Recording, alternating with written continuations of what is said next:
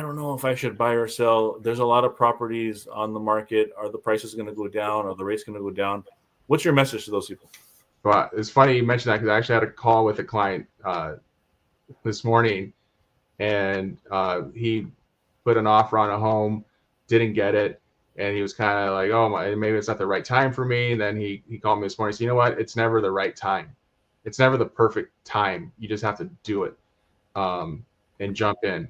And it's true. I mean, I mentioned this before. My father-in-law bought his first home, 45 years ago. When you're showing those rates in the 80s and the rates were at 15%, he bought a home then.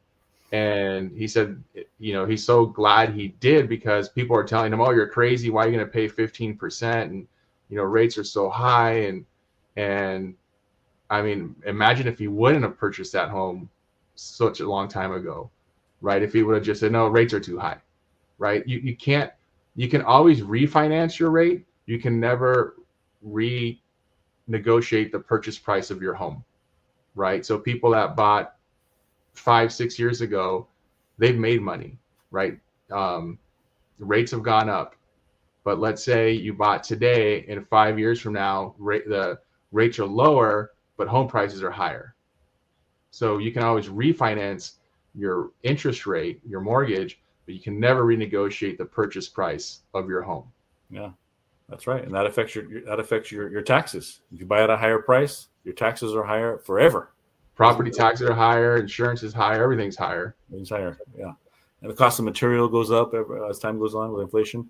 Yeah, well, especially now with the fires, here in Southern California and LA, it costs even more to do construction. Now with less labor because of the immigration raids, it's going to cost even more now to fix up a home. That's right. And so what is the first step? Someone's out there thinking about, hey, I want to jump in. I want to look at this. What's the first step? Well, first step for at least on my side, I know this is important for you too, Luis, is have a conversation with me and I'll gather your tax returns for the last 2 years, your W-2s, your last 30 days of pay stub if you're a W-2 employee. If you're self-employed, there are a lot of other ways we can get you a loan. It doesn't have to be, you don't have to use tax returns. We can do loans using bank statements.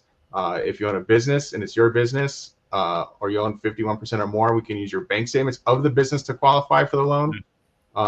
So a lot of different ways to qualify for a loan. Everybody thinks you go to the bank and you turn in your documents and that's it. Like, no, that's not the way it works.